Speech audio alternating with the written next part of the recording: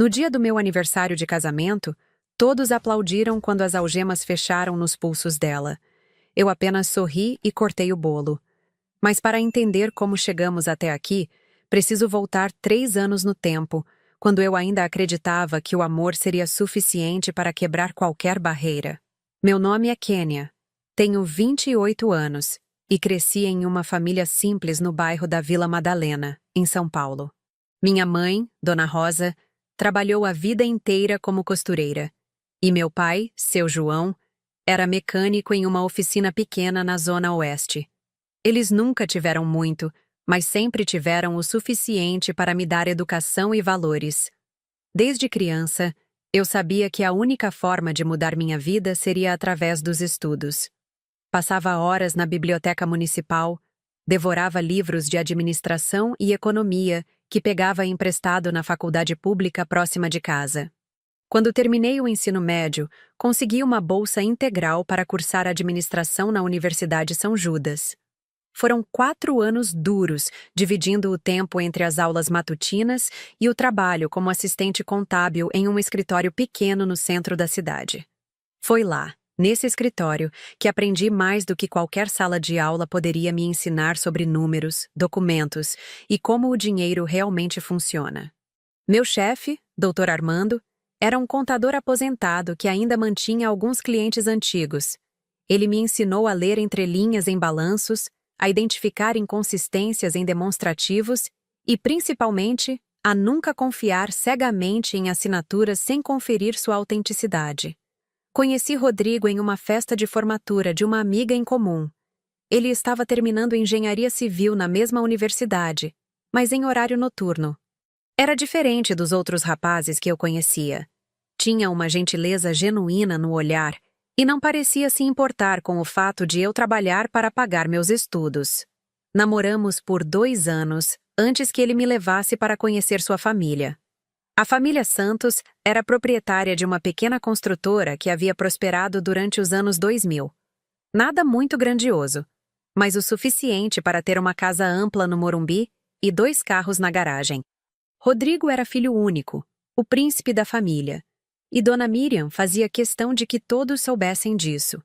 Desde o primeiro domingo de almoço na casa deles, senti algo gelado no ar quando ela me cumprimentou. O aperto de mão foi firme demais, o sorriso não chegou aos olhos, e a forma como ela disse, muito prazer, soou como qualquer coisa, menos prazer.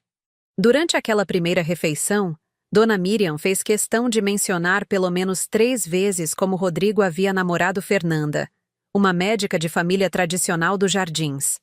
Como Fernanda era inteligente, culta, de boa família. Como era uma pena o relacionamento não ter dado certo. Rodrigo segurava minha mão por baixo da mesa e apertava sempre que a mãe fazia esses comentários, como se quisesse me dar força. Mas eu via em seus olhos que ele não tinha coragem de confrontá-la diretamente. Ele tentava mudar de assunto, falar sobre o trabalho, sobre os planos para a empresa. Mas Dona Miriam sempre encontrava um jeito de voltar às comparações. Depois do almoço, enquanto eu ajudava a levar os pratos para a cozinha, ela disse baixinho, só para mim ouvir. Mulher como você, Kênia. Só casa por interesse. Não pense que não sei de onde você vem. Senti o sangue subir para o rosto, mas respirei fundo e respondi apenas. Que bom que a senhora conhece minha origem. Assim sabe que não tenho vergonha de onde vim nem de quem sou. Ela riu, mas foi um riso sem humor. Veremos, querida. Veremos. No caminho de volta para casa, Rodrigo percebeu meu silêncio. Quando contei o que havia acontecido, ele suspirou cansado. Ela só quer me proteger, amor. Você entende, né? Depois que meu pai teve o infarto, ela ficou mais desconfiada com tudo e com todos. Não leva para o coração. Eu queria entender. Realmente queria. Mas alguma coisa dentro de mim sabia que aquilo não era proteção materna. Era algo mais calculado, mais cruel. Dona Miriam havia me avaliado em uma tarde e decidido que eu não era digna do filho dela. Os meses que se seguiram foram uma sequência constante de pequenas humilhações disfarçadas de cortesia. Nas festas de família, ela me apresentava para os parentes como a esposa do Rodrigo. Nunca pelo meu nome, como se eu fosse apenas uma extensão dele, sem identidade própria. Quando alguém perguntava sobre meu trabalho, ela rapidamente mudava de assunto ou fazia algum comentário sobre como essas profissões modernas são tão complicadas. O que mais me doía era ver Rodrigo assistindo a tudo em silêncio.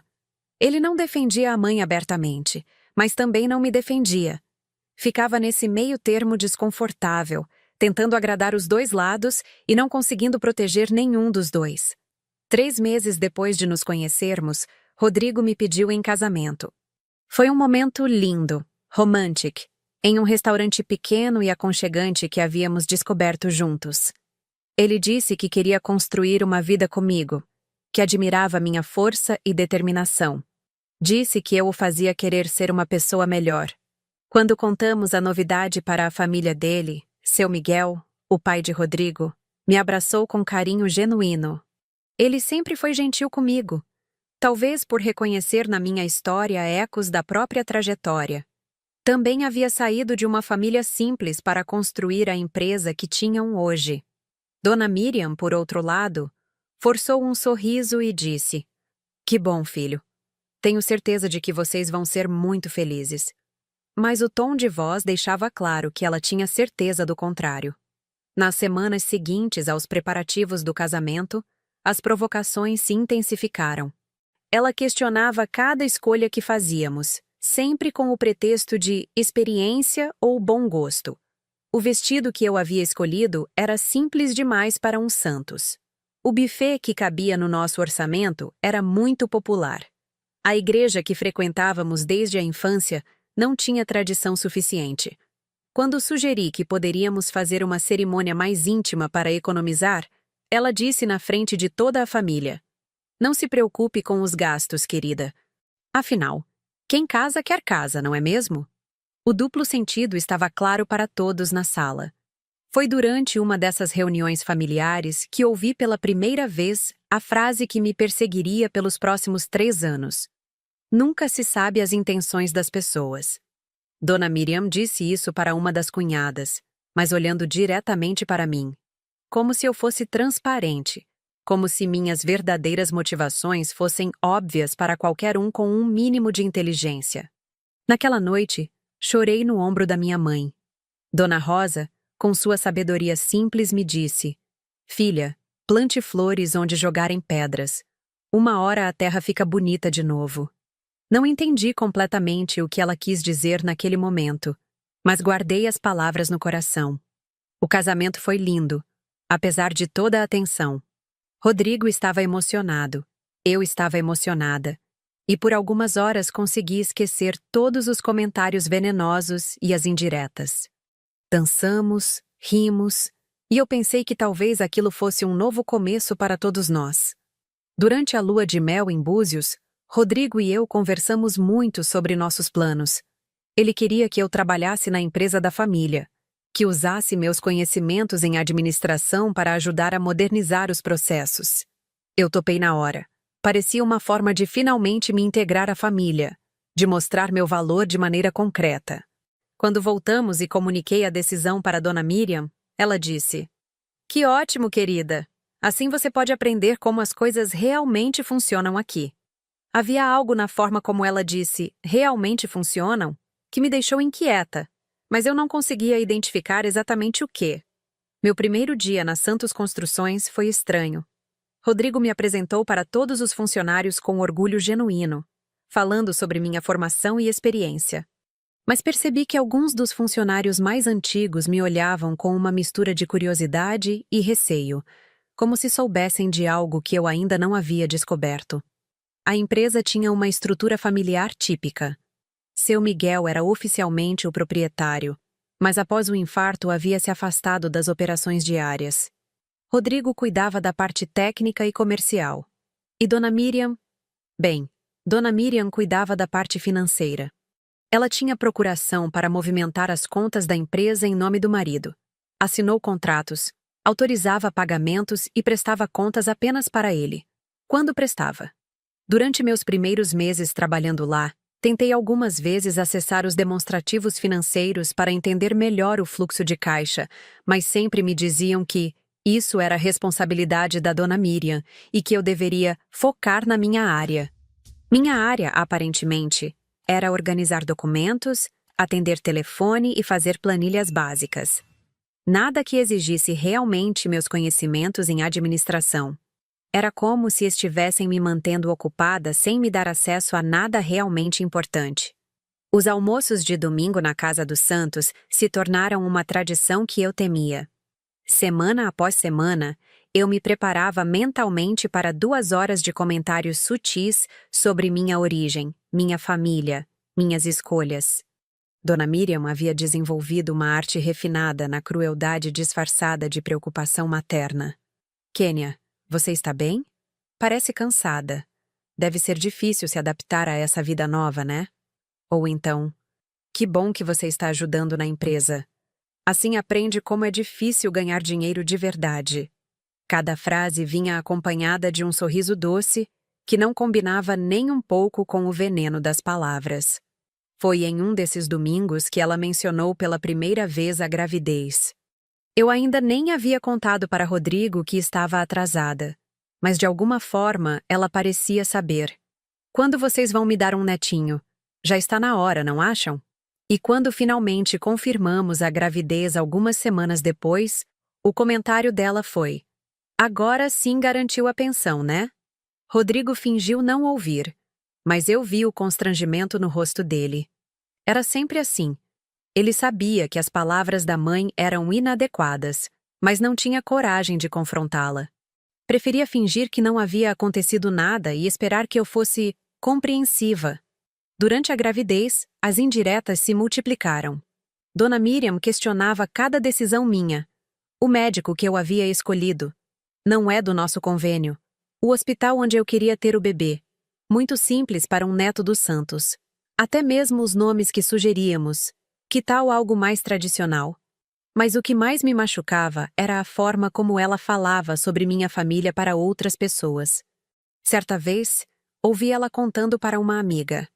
A família dela é muito simples, sabe? Gente trabalhadora, mas sem estudo. Espero que o netinho puxe mais para o nosso lado. Quando perdi o bebê aos 4 meses de gravidez, esperava pelo menos um pouco de compaixão da parte dela. Estava enganada. Dona Miriam veio me visitar no hospital e disse: talvez seja melhor assim. Vocês ainda são muito novos. Podem tentar de novo quando estiverem mais preparados. Como se a perda do meu filho fosse uma questão de timing, não de coração despedaçado. Rodrigo estava arrasado também, mas de alguma forma conseguia encontrar consolo nas palavras da mãe. Ela está certa, amor. A gente ainda tem tempo. Quando você estiver mais forte, a gente tenta de novo. Eu queria gritar que não era sobre tentar de novo, era sobre chorar a perda que tivemos. Mas ele não conseguia entender a diferença. Os meses que se seguiram foram os mais difíceis do nosso casamento. Eu estava lidando com o luto, com a sensação de fracasso, com a impressão constante de que nada do que eu fazia estava certo. E Dona Miriam aproveitava cada momento de fragilidade para apertar mais o cerco. Foi durante esse período que ela convenceu Rodrigo a não me incluir como procuradora nas contas da empresa. Você sabe como ela está sensível ultimamente. Melhor não sobrecarregar com responsabilidades financeiras agora. Rodrigo concordou, achando que estava me protegendo. Eu descobri por acaso, quando fui ao banco resolver uma questão, e a gerente mencionou que eu não tinha autorização para acessar certas informações. Quando confrontei Rodrigo sobre isso, ele disse que era temporário, só até eu me recuperar emocionalmente. Mas eu sabia que não era sobre proteção, era sobre controle.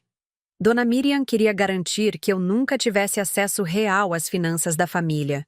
Era como se ela estivesse jogando um jogo longo, fazendo movimentos calculados para me manter sempre na posição de outsider, sempre dependente da boa vontade da família, sempre questionável em minhas intenções. E o mais frustrante de tudo era que Rodrigo não conseguia ver o que estava acontecendo bem na frente dos olhos dele. O segundo ano de casamento trouxe uma rotina de humilhações tão bem orquestradas que às vezes eu mesma duvidava se não estava sendo paranoica. Dona Miriam havia desenvolvido uma técnica refinada.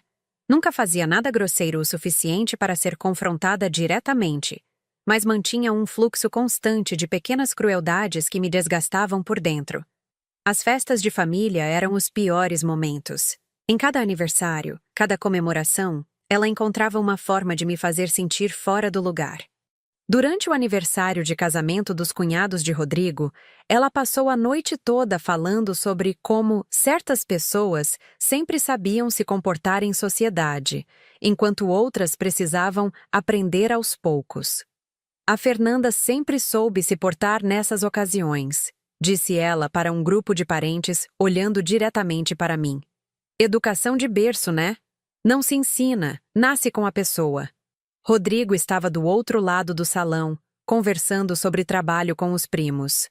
Quando me aproximei dele, procurando um pouco de apoio, ele me deu um beijo no rosto e continuou a conversa como se nada tivesse acontecido. Era sempre assim. Ele não presenciava as piores situações, ou quando presenciava, interpretava como jeito de mãe. Foi nessa mesma festa que ouvi Dona Miriam conversando com as cunhadas sobre as dificuldades de ter uma nora de background diferente. Elas estavam na cozinha e eu havia ido buscar um copo d'água quando escutei meu nome. A Kênia é uma boa menina, dizia uma das cunhadas tentando me defender. Trabalhadora, dedicada ao Rodrigo. Ah, trabalhadora ela é mesmo, respondeu Dona Miriam com um tom que transformava o elogio em crítica. Mas vocês sabem como é. Família simples, sem tradição. Ela tenta, coitada, mas algumas coisas não se aprendem depois de adulta. Quando voltei para o salão, Rodrigo notou minha expressão e perguntou se estava tudo bem. Contei o que havia ouvido, esperando que finalmente ele tomasse uma posição. Ele suspirou e disse: Amor, você sabe que ela não quis dizer nada demais. É só o jeito dela de falar. Ela gosta de você, só não sabe demonstrar. Naquela noite, deitada na nossa cama, olhei para o teto e me perguntei quando havia parado de reconhecer o homem com quem me casei. O Rodrigo que conheci era corajoso, defendia suas opiniões, não fugia de conflitos. Mas na presença da mãe, ele se transformava em um menino assustado, disposto a sacrificar qualquer coisa para manter a paz familiar. Os meses seguintes trouxeram novas estratégias de exclusão.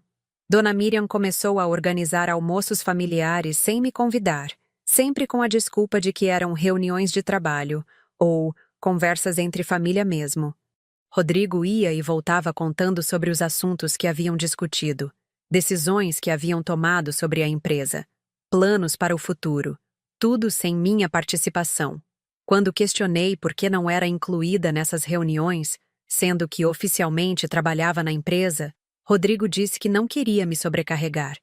Você já tem tanto para cuidar aqui em casa, justificou. Deixa essas coisas chatas para nós. Mas eu sabia que não era sobre proteção. Era sobre manter-me afastada das decisões reais. Garantir que eu continuasse sendo apenas uma esposa decorativa que organizava papéis e atendia telefone. O escritório da Santos Construções ficava em um prédio comercial modesto na Vila Madalena. Eu chegava todos os dias às 8 da manhã, organizava documentos, fazia planilhas simples e tentava entender a dinâmica da empresa. Mas havia uma divisão clara. Rodrigo cuidava dos projetos e contratos. Dona Miriam controlava o financeiro, e eu ficava com as tarefas administrativas básicas. Sempre que tentava sugerir melhorias nos processos ou questionar algum procedimento, ouvia a mesma resposta. Deixa isso para quem entende, Kênia. Você ainda está aprendendo. Era Dona Miriam quem dizia isso, sempre com um sorriso condescendente que me fazia sentir como uma criança tentando participar de conversa de adultos. O que mais me intrigava era o sigilo em torno das questões financeiras.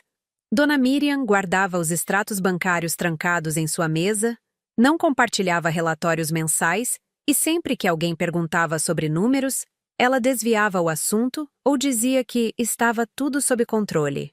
Rodrigo parecia não se incomodar com essa falta de transparência. Quando comentei sobre isso, ele disse: Minha mãe sempre cuidou bem do dinheiro da família. Não preciso me preocupar com esses detalhes. Era uma confiança cega que me assustava, principalmente vindo de alguém formado em engenharia, acostumado a conferir cálculos e validar projetos. Durante os almoços de domingo, Dona Miriam aproveitava qualquer oportunidade para me lembrar de minhas limitações. Quando eu mencionava alguma notícia que havia lido, ela dizia: "Que interessante. Onde você leu isso?" Como se minhas fontes de informação fossem automaticamente questionáveis. Quando comentava sobre algum investimento que achava interessante, ela ria. "Ah, Kênia, essas coisas são mais complicadas do que parecem. Melhor deixar para quem tem experiência." E olhava para Rodrigo como se compartilhassem uma piada interna. O pior episódio aconteceu durante o aniversário de seu Miguel. Estávamos todos reunidos na casa da família, e Dona Miriam havia convidado alguns amigos antigos para a festa. Durante o jantar, um dos convidados comentou sobre a importância de ter pessoas de confiança cuidando dos negócios familiares. "É verdade", concordou Dona Miriam, olhando significativamente para mim. "Nunca se sabe as intenções das pessoas. Por isso, sempre prefiro manter certas responsabilidades na família mesmo." O comentário foi direcionado, óbvio, constrangedor. Todos na mesa perceberam, mas fingiram não entender. Rodrigo mudou de assunto rapidamente, falando sobre um projeto novo da empresa. Seu Miguel parecia desconfortável, mas não disse nada. Naquela noite, explodi. Contei para Rodrigo tudo o que estava sentindo, todas as humilhações acumuladas, toda a frustração de ser tratada como uma intrusa na própria família. Falei sobre os comentários constantes, as exclusões deliberadas, a forma como sua mãe me desqualificava em público. Rodrigo ouviu tudo em silêncio. Quando terminei, ele disse: "Amor, eu sei que às vezes ela exagera. Mas ela passou por muita coisa na vida. Perdeu a mãe muito nova, cuidou do pai doente, construiu essa empresa do zero junto com meu pai. Ela só tem medo de perder o que conquistou." "E eu sou uma ameaça para o que vocês conquistaram?" perguntei. "Você sabe que não é isso." Ele respondeu, me abraçando. "Ela só precisa de tempo para te conhecer melhor. Você precisa ter paciência." Paciência. Era sempre sobre minha paciência, minha compreensão, minha capacidade de tolerar o intolerável. Nunca sobre ele defender sua esposa, estabelecer limites com a mãe ou reconhecer que o comportamento dela estava errado. Depois daquela conversa, tentei uma abordagem diferente. Decidi me esforçar mais para conquistar a aprovação de Dona Miriam, pensando que talvez ela estivesse certa sobre eu não estar me empenhando o suficiente. Passei a chegar mais cedo no escritório, fazer trabalhos extras, levar doces para os funcionários, organizar eventos familiares, mas nada do que eu fazia parecia suficiente. Se chegava cedo, ela comentava que algumas pessoas precisam trabalhar mais para compensar. Se levava doces, ela dizia que não precisava se incomodar. A gente não está acostumado. Se organizava algo, sempre havia algum detalhe que poderia ter sido melhor planejado.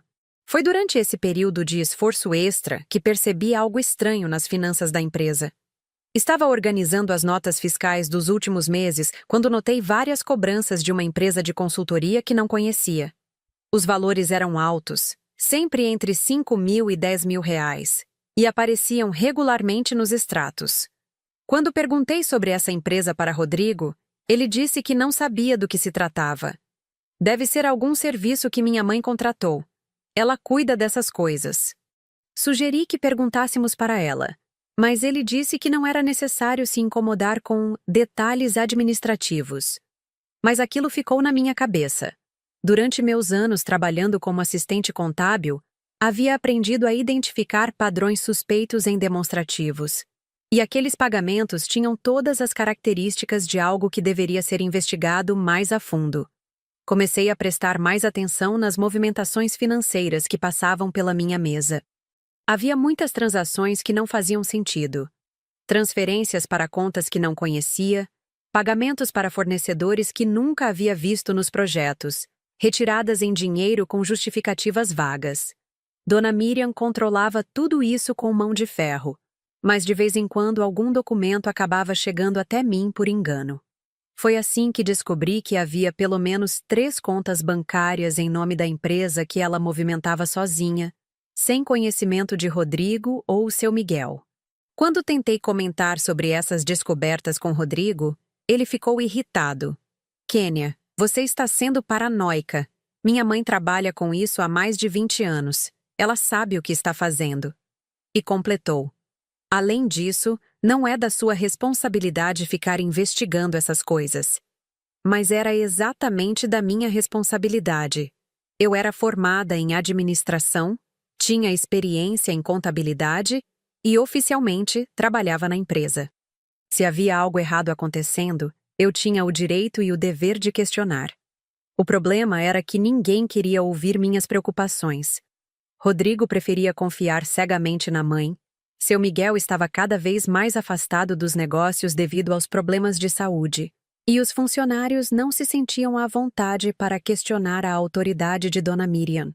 Durante os almoços familiares, ela continuava com as indiretas. Falava sobre como certas pessoas sempre tentavam se meter onde não eram chamadas, como era importante cada um conhecer seu lugar em uma empresa familiar. Rodrigo continuava fingindo não perceber o recado. A gota d'água veio durante o chá de bebê da cunhada de Rodrigo. Estávamos todas reunidas na casa dela, e Dona Miriam aproveitou para contar histórias sobre os primeiros anos da empresa. Falava sobre os sacrifícios que fizeram, as dificuldades que passaram, como tiveram que confiar apenas na família para chegar onde chegaram. Vocês não fazem ideia de como é difícil construir algo do zero, dizia ela, olhando diretamente para mim. E depois aparecem pessoas querendo se apropriar do que não ajudaram a construir. Uma das cunhadas tentou mudar de assunto, mas Dona Miriam continuou. Por isso sempre digo, família é família, o resto é interesse. E riu, como se tivesse feito uma piada muito espirituosa. Saí de lá determinada a descobrir o que realmente estava acontecendo com as finanças da Santos Construções. Se Dona Miriam queria me tratar como uma intrusa interesseira, pelo menos eu ia me certificar de que não havia motivos reais para suspeitas, nem contra mim, nem contra ela. A determinação de descobrir a verdade sobre as finanças da empresa se tornou quase uma obsessão silenciosa. Eu continuava cumprindo minhas funções normais, organizando documentos, atendendo o telefone, fazendo planilhas, mas sempre com os olhos atentos a qualquer informação que pudesse esclarecer minhas suspeitas. Dona Miriam parecia perceber minha atenção redobrada. Durante nossas interações no escritório, ela se tornava ainda mais controladora, guardando documentos com mais cuidado, fechando gavetas quando eu me aproximava, interrompendo conversas telefônicas quando me via por perto. Kênia, você poderia organizar os arquivos do segundo andar hoje? Dizia sempre que chegava algum documento importante. Era uma forma educada de me mandar para longe enquanto ela resolvia os assuntos que realmente importavam. Rodrigo continuava alheio a toda essa tensão. Ele chegava de manhã, revisava os projetos em andamento, saía para visitar obras e voltava no final da tarde. As questões financeiras ficavam inteiramente nas mãos da mãe, e ele parecia satisfeito com essa divisão de responsabilidades. Foi durante uma dessas ausências dele que consegui minha primeira pista concreta. Dona Miriam havia saído para uma reunião bancária, e eu estava sozinha no escritório quando chegou um telefonema da contabilidade terceirizada que prestava serviços para a empresa. Bom dia, é da Santos Construções? Perguntou a voz feminina do outro lado da linha. Preciso confirmar algumas informações sobre os pagamentos para a empresa JM Consultoria. JM Consultoria. Era exatamente a empresa cujos pagamentos eu havia questionado. Pois não, respondi, tentando soar natural. Em que posso ajudá-la? É que estamos fechando o balanço anual e precisamos saber se vocês têm algum contrato formal com a JM Consultoria. Os pagamentos são frequentes, mas não localizamos nenhuma documentação aqui no nosso arquivo. Meu coração acelerou. Você poderia me enviar por e-mail os detalhes desses pagamentos? Vou verificar aqui e retorno. Claro, sem problema. Qual é o e-mail? Passei meu e-mail pessoal, não o da empresa. Algo me dizia que era melhor manter essa informação longe de Dona Miriam até eu entender melhor a situação. O e-mail chegou menos de 1 hora depois. Eram 18 meses de pagamentos regulares para a JM Consultoria, sempre entre 5 mil e 10 mil reais, totalizando quase 120 mil reais. Não havia nenhum contrato formal, nenhuma descrição detalhada dos serviços prestados, apenas autorizações assinadas por Dona Miriam como procuradora de seu Miguel. Imprimi tudo e guardei os documentos na minha bolsa.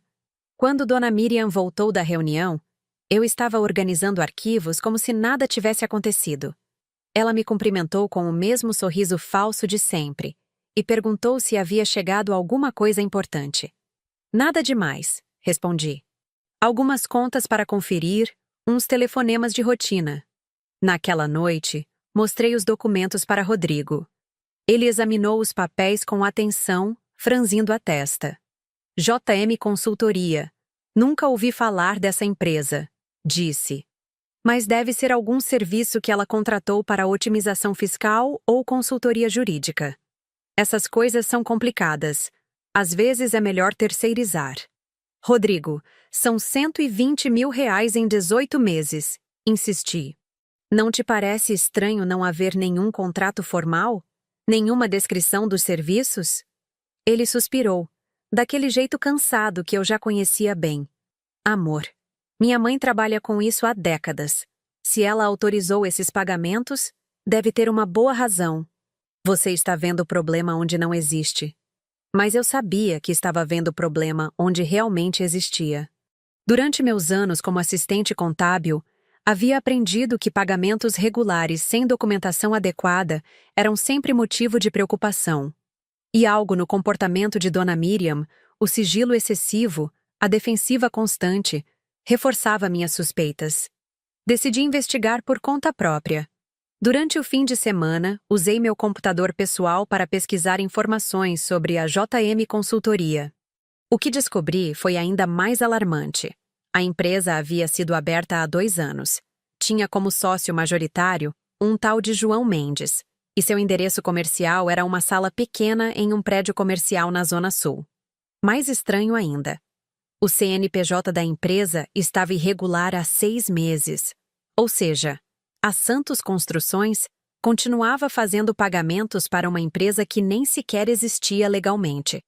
Na segunda-feira seguinte, cheguei ao escritório com uma mistura de nervosismo e determinação. Esperaria a oportunidade certa para confrontar Dona Miriam sobre essas descobertas. Mas ela se antecipou. Kênia, preciso conversar com você, disse assim que chegou. Venha na minha sala. Ela fechou a porta e se sentou atrás da mesa, assumindo uma postura formal que não era comum entre nós. Soube que você andou fazendo perguntas sobre assuntos que não são da sua responsabilidade. Meu coração disparou, mas tentei manter a calma. Não entendi. A contabilidade me ligou ontem.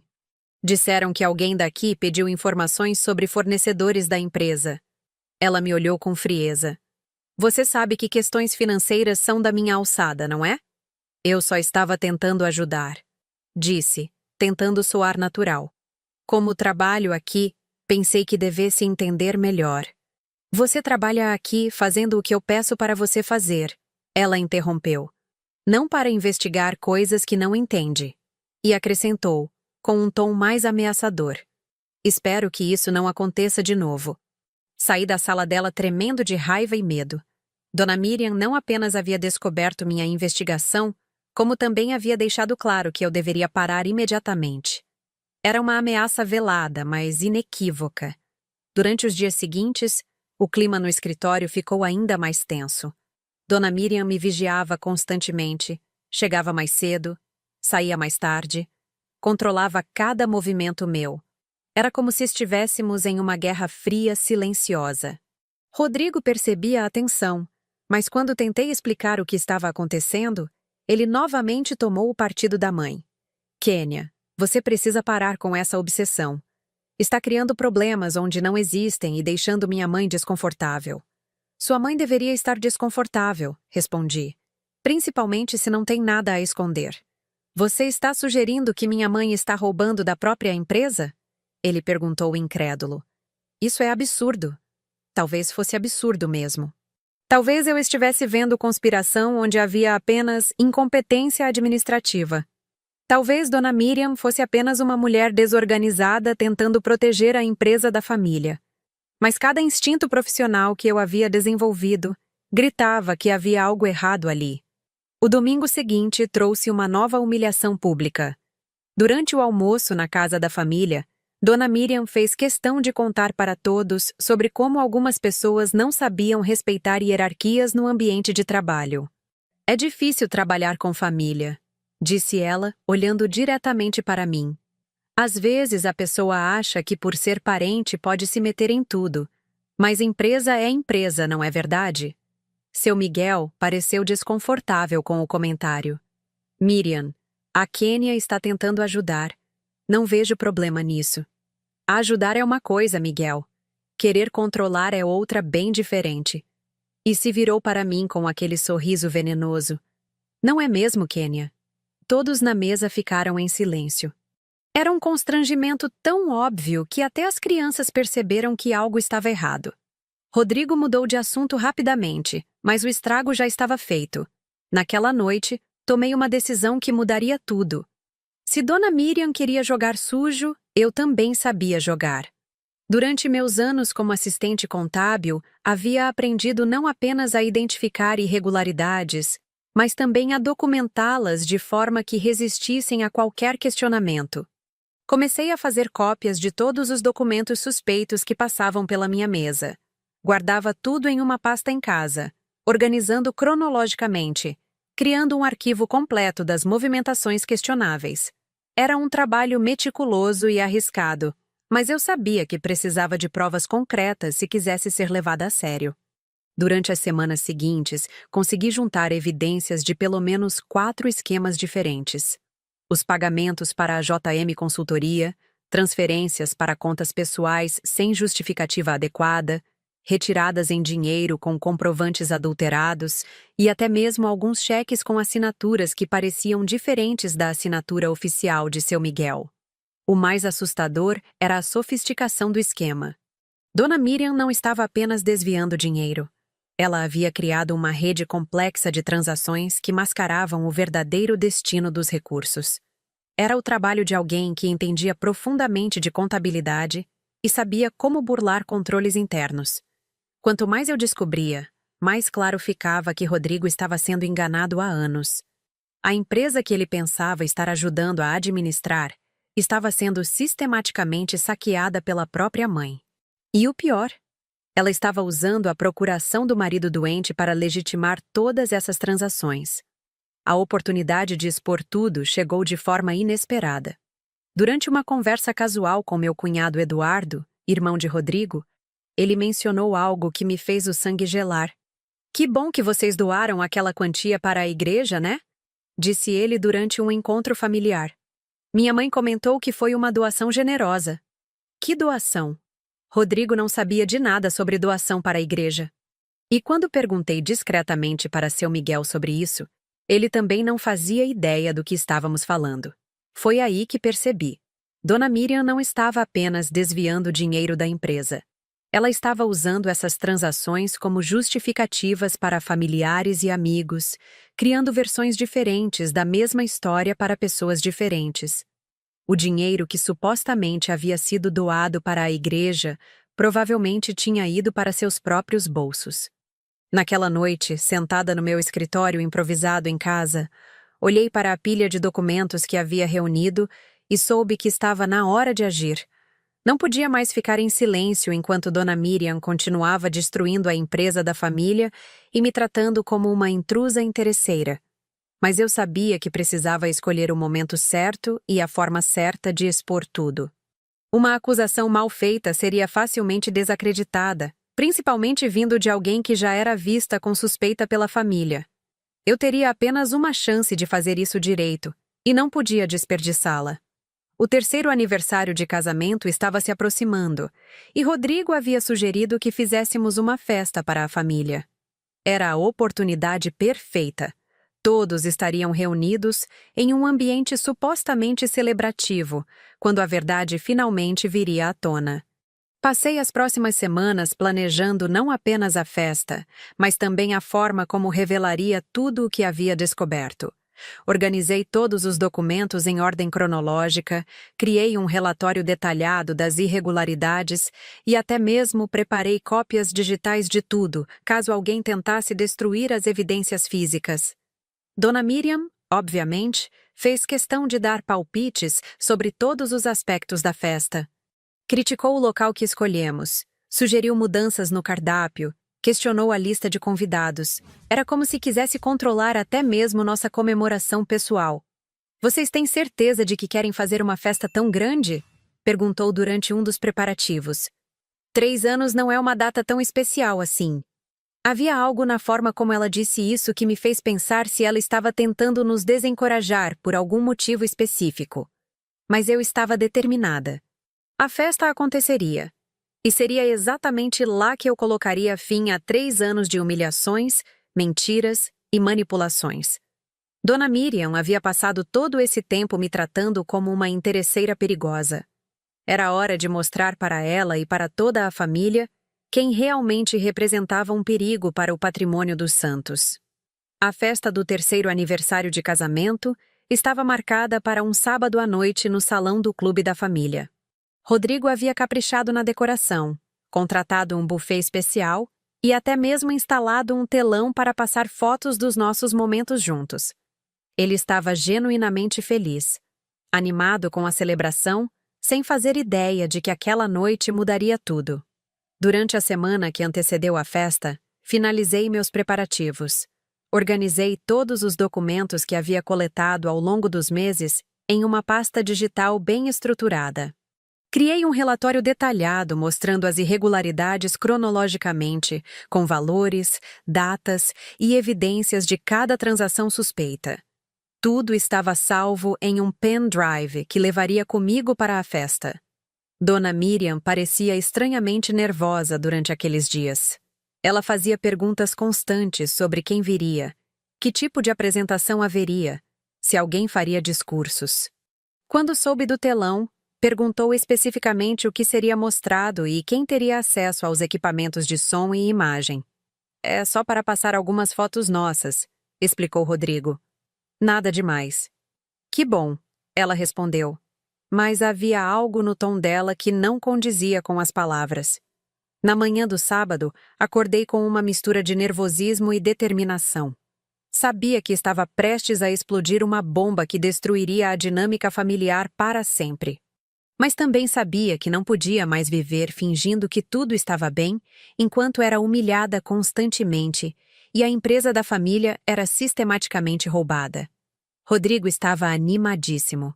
Passou a manhã conferindo detalhes da festa, ligando para o buffet, testando o som. Me deu vários beijos e disse como estava feliz por estarmos celebrando juntos. A culpa que senti naquele momento foi quase insuportável, mas eu sabia que estava fazendo a coisa certa. "Você está bem?" ele perguntou, notando minha expressão. "Parece preocupada." "Só nervosa com a festa." Menti. "Você sabe como sou com essas coisas." Ele me abraçou e disse: "Vai ser perfeito, amor. Nossa família toda reunida, celebrando nosso amor. O que pode dar errado?" Se ele soubesse... Durante a tarde, enquanto Rodrigo foi ao salão para os últimos ajustes, eu me arrumei com cuidado especial.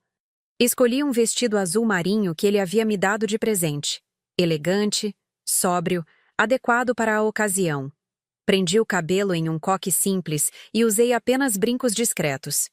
Queria estar impecável quando confrontasse Dona Miriam. O pendrive estava na minha bolsa, junto com cópias impressas dos documentos mais importantes. Havia ensaiado mentalmente várias vezes como faria a revelação, em que momento da festa seria mais apropriado, como reagiria às inevitáveis tentativas de Dona Miriam de desacreditar as evidências. Cheguei ao salão às 7 da noite. O local estava lindo, decorado com flores brancas e douradas, luzes suaves, mesas elegantemente arrumadas. Rodrigo havia realmente caprichado em cada detalhe. Nossos convidados começaram a chegar pouco depois. Familiares, alguns amigos íntimos, pessoas que faziam parte da nossa história. Dona Miriam chegou impecável, como sempre.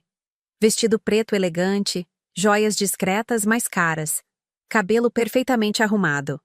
Ela me cumprimentou com o beijinho protocolar e disse: "Que festa linda, Kênia! Vocês estão de parabéns."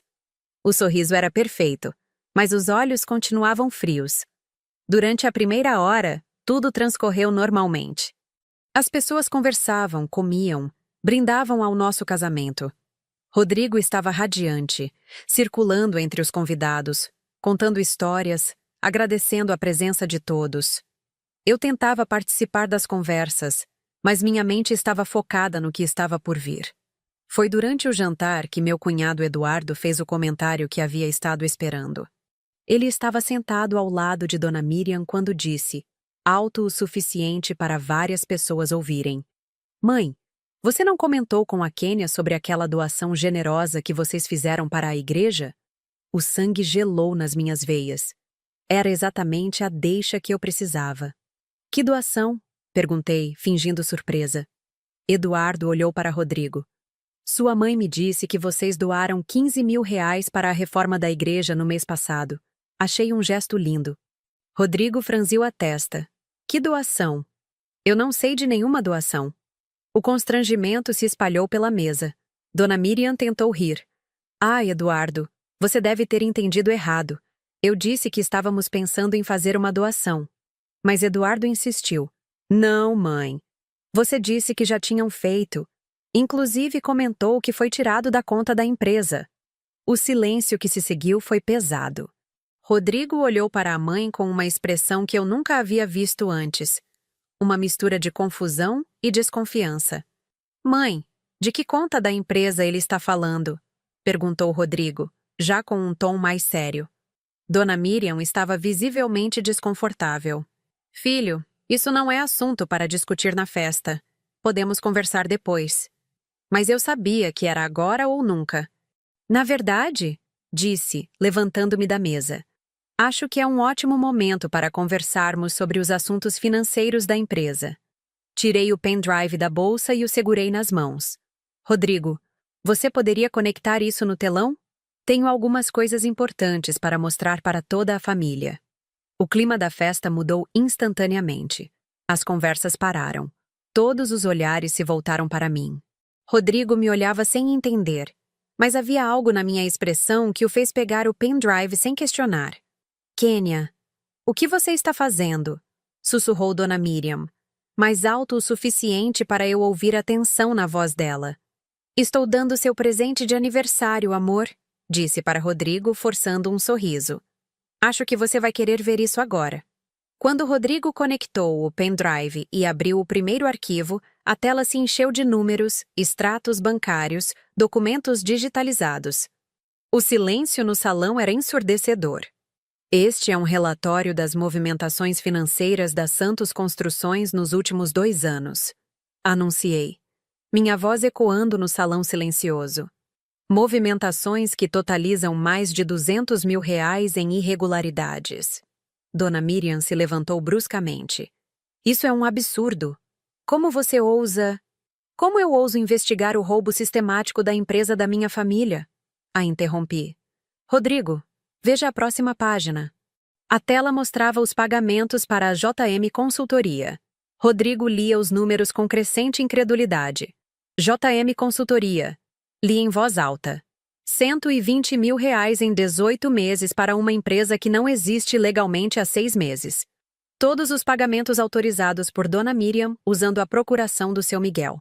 Seu Miguel, que até então parecia confuso, ficou pálido. "Miriam, que história é essa?" "É mentira!" gritou Dona Miriam. "Ela está armando isso. Ela que é a interesseira." Mas as evidências continuavam aparecendo na tela. Transferências para contas pessoais, retiradas em dinheiro com justificativas falsas, cheques com assinaturas que claramente não eram de seu Miguel. "Próxima página", disse calmamente. "Aqui temos as assinaturas. Rodrigo, compare a assinatura do seu pai nos cheques com a assinatura dele nos contratos oficiais." Rodrigo aproximou-se da tela. Mesmo para olhos não treinados, a diferença era óbvia. As assinaturas nos cheques eram claramente falsificadas. Meu Deus, murmurou seu Miguel. Miriam, você falsificou minha assinatura? Dona Miriam estava desesperada agora. Miguel, você estava doente. Eu só estava protegendo a empresa. Alguém tinha que tomar decisões. Protegendo roubando? Perguntei. Porque é isso que está documentado aqui. Roubo qualificado, falsificação de documentos, apropriação indébita. Rodrigo estava em choque, olhando alternadamente para a tela e para a mãe. Mãe, isso é verdade? Em vez de responder, Dona Miriam se virou para mim com todo o ódio que havia guardado durante 3 anos. Sua interesseira, você armou tudo isso. Você que quer destruir nossa família. Eu? Respondi, mantendo a calma. Eu descobri que durante 3 anos você roubou da própria família enquanto me acusava de ser interesseira. Irônico, não acha? As pessoas no salão estavam completamente chocadas. Algumas já haviam se levantado das mesas, outras sussurravam entre si. A festa havia se transformado em um tribunal. Rodrigo, disse seu Miguel com voz trêmula, chame a polícia. Foi nesse momento que Dona Miriam desabou completamente. Começou a chorar, a gritar que estava sendo injustiçada, que havia dedicado a vida inteira à família, que merecia aquele dinheiro pelos sacrifícios que havia feito. Eu construí essa empresa junto com vocês, gritava. Eu merecia essa compensação. E ela? Apontou para mim com ódio. Ela apareceu do nada querendo tomar meu lugar. Seu lugar era roubar da própria família? Perguntei. Rodrigo estava paralisado, olhando para a mãe como se a estivesse vendo pela primeira vez. Quando finalmente conseguiu falar, sua voz estava rouca. Mãe, como você pôde fazer isso conosco? A polícia chegou em 20 minutos. Durante esse tempo, Dona Miriam tentou de tudo. Primeiro negou tudo, depois culpou seu Miguel por ter ficado doente e a deixado sem escolha. Depois tentou me culpar por ter armado as evidências. Mas números não mentem. Assinaturas falsas têm perícia. E documentos oficiais falam por si só. Quando as algemas fecharam nos pulsos dela, todos no salão aplaudiram. Eu apenas sorri e cortei o bolo. Enquanto ela era levada, gritava para qualquer um que quisesse ouvir. Ela que armou tudo isso. Ela que é a interesseira. Vocês vão ver. Rodrigo segurou minha mão e pediu desculpas pela primeira vez em 3 anos. Como eu fui tão cego? Murmurou. Como não vi o que estava acontecendo? Porque você confiava nela, respondi. E porque ela era muito boa no que fazia. A festa, obviamente, acabou ali. As pessoas foram embora aos poucos, ainda comentando sobre o que havia presenciado. Alguns familiares me parabenizaram pela coragem. Outros pareciam chocados demais para falar qualquer coisa. Seu Miguel me procurou antes de ir embora. Estava visivelmente abatido, mas disse: Kênia, peço desculpas por tudo. Você salvou nossa empresa. E mais importante, você salvou nossa família da mentira. Naquela noite, sozinhos em casa, Rodrigo e eu conversamos até o amanhecer. Ele queria entender como eu havia descoberto tudo. Por que não havia contado antes? Como havia conseguido reunir tantas evidências? Expliquei tudo. As suspeitas iniciais, a investigação discreta, as humilhações constantes que me motivaram a procurar a verdade. Falei sobre como me senti durante todos aqueles meses, sendo tratada como uma intrusa, enquanto a verdadeira intrusa destruía a família por dentro. Você me perdoa? Ele perguntou. Por quê? Por não ter acreditado em você. Por não ter te defendido. Por ter deixado que ela te humilhasse durante tanto tempo. Olhei para o homem com quem me casei e vi ali, finalmente, o Rodrigo que havia se apaixonado por mim. O homem corajoso que não fugia de conflitos, que defendia o que era certo. Você estava sendo manipulado, disse. Ela teve décadas para aperfeiçoar essas técnicas, mas agora acabou. E realmente havia acabado.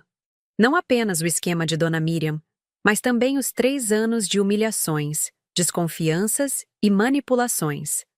A verdade havia finalmente vindo à tona, e com ela, a possibilidade de construirmos uma vida baseada na honestidade e no respeito mútuo. Os dias que se seguiram à festa foram uma montanha-russa emocional. A prisão de Dona Miriam virou notícia nos jornais locais.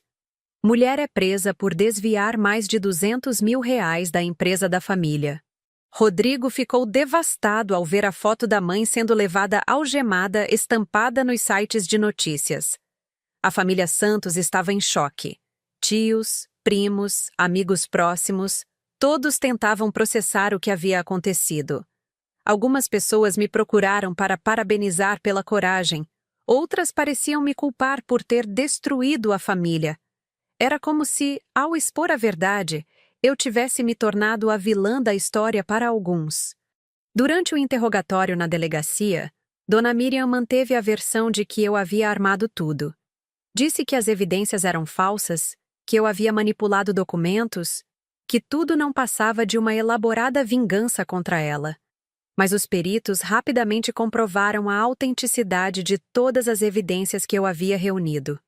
O advogado da família, Dr. Henrique, nos procurou no dia seguinte à prisão. Era um homem sério, de uns 60 anos, que conhecia os Santos há décadas. Ele parecia genuinamente chocado com as descobertas. Rodrigo, preciso ser franco com você, disse durante nossa reunião. As evidências são irrefutáveis. Sua mãe cometeu crimes graves: apropriação indébita, falsificação de documentos, lavagem de dinheiro. Estamos falando de uma pena que pode chegar a 8 anos de prisão. Rodrigo ficou pálido. Por mais que soubesse da gravidade da situação, ouvir isso de um profissional tornou tudo mais real. E quanto ao dinheiro? Perguntei. É possível recuperar o que foi desviado? Dr. Henrique suspirou. Parte sim, parte não. Conseguimos rastrear algumas transferências, bloquear algumas contas, mas uma quantia considerável foi sacada em dinheiro ao longo dos meses. Essa vai ser mais difícil de recuperar.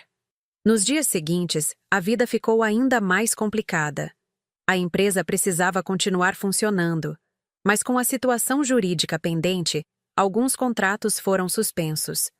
Clientes ficaram receosos de fazer negócios com uma construtora envolvida em escândalo financeiro. Seu Miguel estava devastado. Além de descobrir que havia sido traído pela própria esposa, ele se sentia culpado por ter ficado alheio aos negócios após o infarto. Se eu tivesse prestado mais atenção, repetia constantemente. Assumi informalmente o controle financeiro da empresa. Era irônico.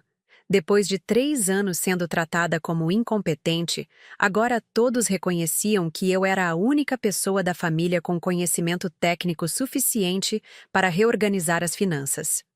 O trabalho era hercúleo. Precisei refazer toda a contabilidade dos últimos 2 anos, separar transações legítimas das fraudulentas, reorganizar fluxos de caixa, renegociar contratos com fornecedores. Muitas vezes trabalhava até tarde da noite, enquanto Rodrigo cuidava da parte operacional.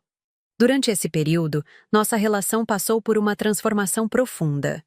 Rodrigo estava genuinamente arrependido de não ter me apoiado antes.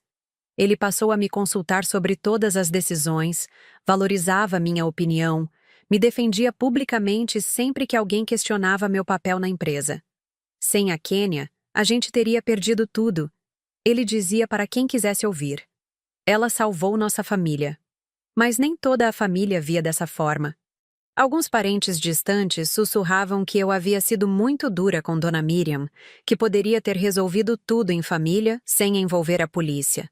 Como se roubar R$ 200 mil fosse uma questão menor que deveria ser varrida para debaixo do tapete.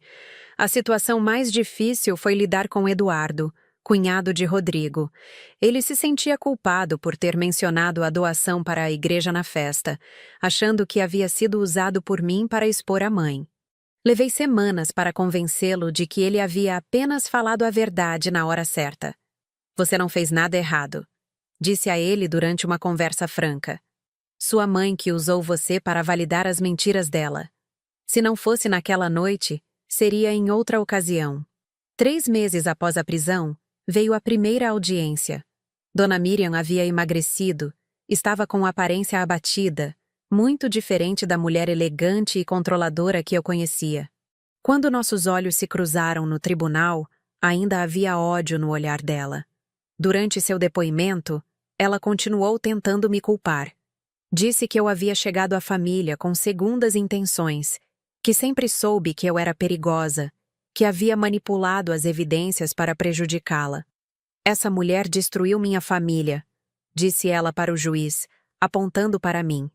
Ela planejou tudo isso desde o primeiro dia que entrou na nossa casa.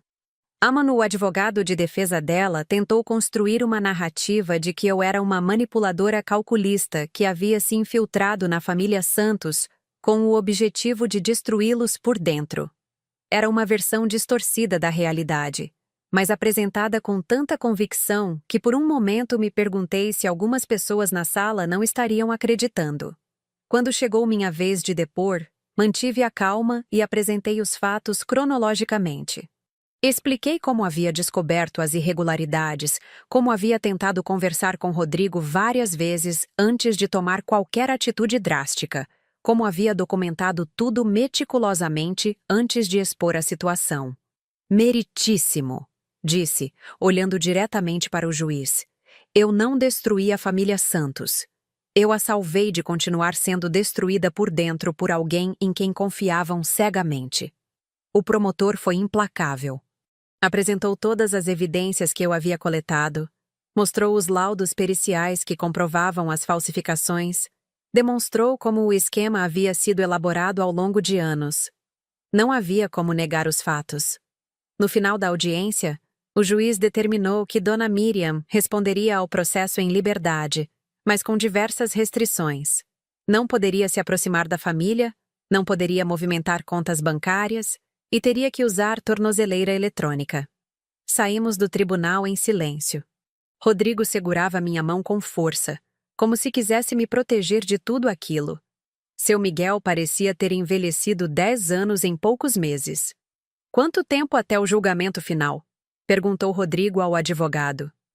6 meses, talvez 1 ano, respondeu o Dr. Henrique. Depende da agenda do tribunal. Durante os meses seguintes, a vida foi se normalizando aos poucos. A empresa voltou a funcionar normalmente, alguns contratos foram retomados, e conseguimos recuperar parte do dinheiro desviado através do bloqueio de contas que Dona Miriam mantinha em outros bancos. Mas o impacto emocional foi profundo. Rodrigo desenvolveu uma desconfiança constante, sempre questionando se pessoas próximas tinham segundas intenções. Seu Miguel ficou mais retraído, raramente falava sobre o assunto, mas eu via a tristeza nos olhos dele sempre que alguém mencionava Dona Miriam. Para mim, foi um período de descoberta sobre minha própria força. Durante 3 anos, havia me questionado constantemente se não estava sendo paranoica, se não estava exagerando na interpretação das atitudes de Dona Miriam. Descobrir que meus instintos estavam certos o tempo todo foi libertador, mas também assustador. A pressão social foi intensa. Algumas pessoas da comunidade me viam como heroína, outras como a mulher que destruiu uma família tradicional. Em festas, eventos sociais, sempre havia aquele momento de silêncio constrangedor quando eu chegava, seguido de sussurros e olhares. Como você conseguiu manter isso em segredo por tanto tempo? Uma conhecida me perguntou durante um evento de caridade. Havia admiração na pergunta, mas também uma pontada de desconfiança, como se minha capacidade de investigar e documentar fosse algo suspeito em si. Não foi segredo, respondi. Foi sobrevivência. Oh! O julgamento final aconteceu 11 meses após a prisão inicial. Dona Miriam havia mudado completamente a estratégia de defesa. Em vez de me culpar, agora alegava que havia desenvolvido problemas psicológicos após a morte da própria mãe, que estava passando por depressão, que havia tomado decisões inadequadas em um momento de fragilidade emocional. Era uma tentativa desesperada de conseguir uma pena menor, mas o promotor não se deixou convencer. As evidências mostravam um padrão sistemático de comportamento fraudulento ao longo de mais de 2 anos. Não era possível atribuir isso a um surto temporário. Quando o juiz leu a sentença, 6 anos de prisão em regime inicialmente fechado, senti uma mistura estranha de alívio e tristeza. Alívio porque finalmente havia justiça. Tristeza porque uma família havia sido destruída no processo. Dona Miriam chorou quando ouviu a sentença. Pela primeira vez desde que tudo começou, ela não tentou me culpar. Apenas chorou em silêncio enquanto era levada pelos oficiais de justiça. Rodrigo me abraçou forte quando saímos do tribunal. Acabou, disse ele. Finalmente acabou. Mas eu sabia que não havia realmente acabado. Dona Miriam poderia recorrer, o processo poderia se arrastar por mais meses, e as feridas emocionais levariam anos para cicatrizar completamente. 3 meses depois, ela foi transferida para regime semiaberto devido ao bom comportamento e por ser ré primária. Conseguiu um emprego em uma empresa de limpeza e cumpria as penas trabalhando durante o dia e voltando para o presídio à noite. Foi Eduardo quem me contou essas informações. Ele havia visitado a mãe algumas vezes, contra a vontade de Rodrigo. Ela está diferente, disse ele. Mais quieta, mais humilde. E ainda me culpa por tudo? Perguntei. Eduardo hesitou antes de responder. Ela não fala mais sobre você. Na verdade, ela quase não fala sobre nada. Parte de mim sentia pena de Dona Miriam. Independentemente de tudo o que havia feito, ela era uma mulher de 62 anos cumprindo pena de prisão, longe da família, pagando por escolhas que havia feito ao longo de anos. Mas uma parte maior de mim sabia que a justiça havia sido feita. A empresa prosperou nos meses seguintes. Com a administração financeira organizada e transparente, conseguimos negociar melhores contratos, reduzir custos desnecessários e até mesmo expandir para novos mercados. Ironicamente, a Santos Construções nunca havia estado tão saudável financeiramente. Rodrigo me fez uma proposta formal para me tornar sócia da empresa. Você salvou tudo, disse ele. É justo que seja reconhecida oficialmente. Mas recusei. Não queria que ninguém pudesse dizer no futuro que eu havia exposto Dona Miriam para me beneficiar financeiramente. Prefiro continuar como funcionária, disse a ele, mas uma funcionária respeitada e valorizada. E era exatamente isso que eu havia me tornado. Ninguém mais questionava minha competência, minha integridade ou minhas intenções. O preço havia sido alto. Uma família despedaçada, relacionamentos rompidos, meses de tensão e incerteza. Mas finalmente eu tinha meu lugar reconhecido na família Santos. Ainda havia momentos difíceis. Às vezes, durante reuniões familiares, o assunto inevitavelmente surgia. Alguém mencionava Dona Miriam. Todos ficavam em silêncio por alguns segundos, e eu sentia o peso de ter sido a pessoa que trouxe tudo à tona. Mas também havia momentos de validação. Seu Miguel, que antes era apenas educado comigo, agora me tratava como filha verdadeira. Consultava-me sobre decisões importantes, pedia minha opinião sobre investimentos, me incluía em conversas sobre o futuro da empresa. Você sabe que eu sempre gostei de você, né? Ele me disse certa tarde, enquanto revisávamos relatórios financeiros. Mesmo quando Miriam ficava fazendo esses comentários, eu sabia que ela estava errada. Por que nunca disse nada na época? Perguntei. Ele suspirou. Porque eu era covarde. Preferia manter a paz em casa a defender o que era certo. E acrescentou. Você foi mais corajosa do que qualquer um de nós. Coragem. Era uma palavra que as pessoas usavam muito para descrever o que eu havia feito. Mas na época não me sentia corajosa. Me sentia sozinha, incompreendida, às vezes até paranoica. A coragem veio depois, quando percebi que não podia mais viver fingindo que estava tudo bem. 1 ano após o julgamento, Rodrigo e eu renovamos nossos votos matrimoniais em uma cerimônia pequena e íntima. Foi nossa forma de simbolizar um novo começo, baseado na honestidade e no respeito mútuo. Não havia mais segredos entre nós. Não havia mais intermediários manipulando nossa relação.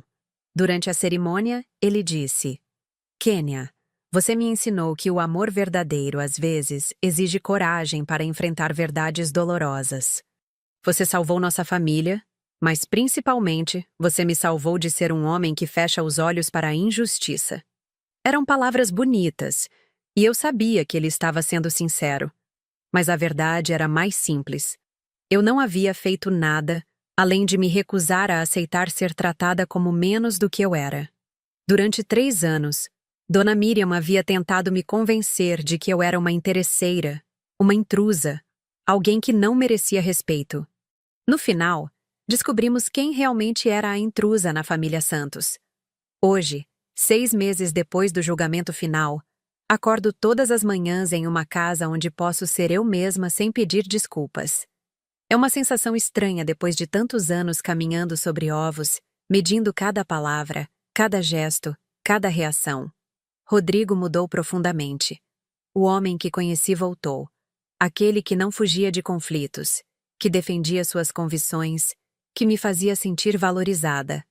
Às vezes ele acorda no meio da noite e me abraça forte, como se quisesse se certificar de que eu ainda estou ali, de que não desisti de nós por causa de tudo que passamos. Você me perdoa por ter demorado tanto para enxergar? Ele me perguntou ontem de manhã, enquanto tomávamos café. Não há nada para perdoar, respondi, como sempre respondo. Você estava sendo manipulado por alguém que teve décadas para aperfeiçoar suas técnicas. E é verdade. Dona Miriam era uma mestre na arte da manipulação sutil. 3 anos plantando sementes de dúvida sobre mim, enquanto desviava dinheiro da própria família. É preciso reconhecer a perversidade sofisticada do que ela fez. A empresa está prosperando como nunca. Com transparência financeira total e processos administrativos organizados, conseguimos triplicar nosso faturamento no último ano. Ironicamente, Dona Miriam sempre dizia que eu não entendia de negócios. Hoje sou reconhecida como uma das melhores administradoras do setor de construção civil da cidade. Seu Miguel se recuperou emocionalmente da traição. Ele iniciou o processo de divórcio 3 meses atrás e agora fala em refazer a vida aos 71 anos. Nunca é tarde para recomeçar, disse ele semana passada. Você me ensinou isso, Kênia. Eduardo finalmente conseguiu processar tudo o que aconteceu. Por meses, ele se culpou por ter mencionado a doação na festa, achando que havia sido usado para expor a mãe. Hoje entende que foi apenas o instrumento da verdade, não o causador da tragédia. Minha mãe estava roubando há anos. Ele me disse durante nosso último encontro. Se não fosse naquela noite, seria descoberto de outra forma, talvez quando já fosse tarde demais para salvar alguma coisa. Alguns familiares ainda me olham com um misto de admiração e desconforto. Sou a mulher que salvou o patrimônio da família, mas também aquela que mandou a matriarca para a prisão. É uma posição complexa de ocupar, mas aprendi a lidar com a ambiguidade dos sentimentos alheios. Na comunidade, minha reputação mudou completamente. Antes era a esposa do Rodrigo, sem nome, sem identidade própria. Hoje sou Kênia Santos, a administradora que expôs um esquema de corrupção familiar e salvou uma empresa tradicional da cidade. É estranho como a mesma pessoa pode ser vista de formas tão diferentes, dependendo de quem conhece a história completa. Dona Miriam continua cumprindo pena em regime semiaberto. Segundo Eduardo, que a visita ocasionalmente contra nossa vontade, ela está mais quieta, mais introspectiva.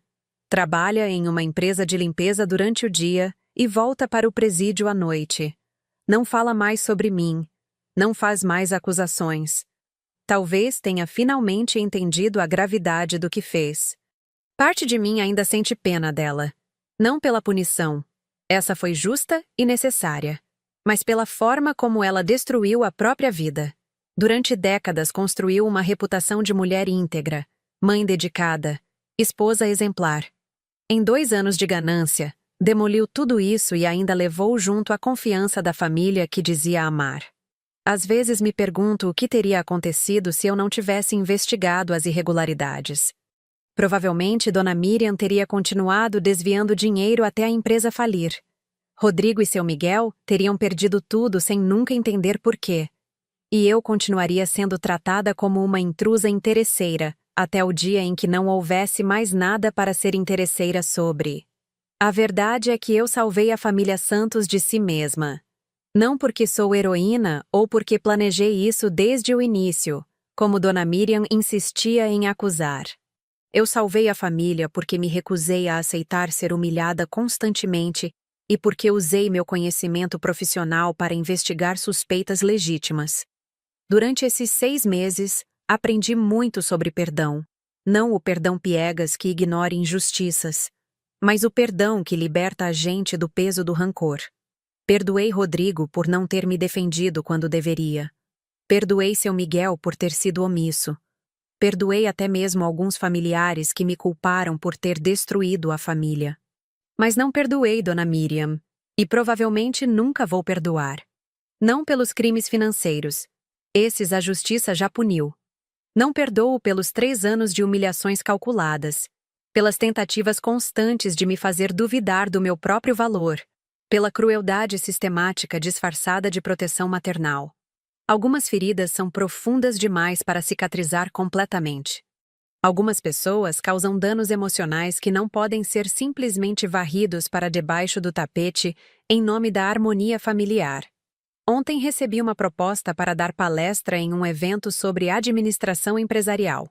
O tema seria Governança familiar e transparência financeira.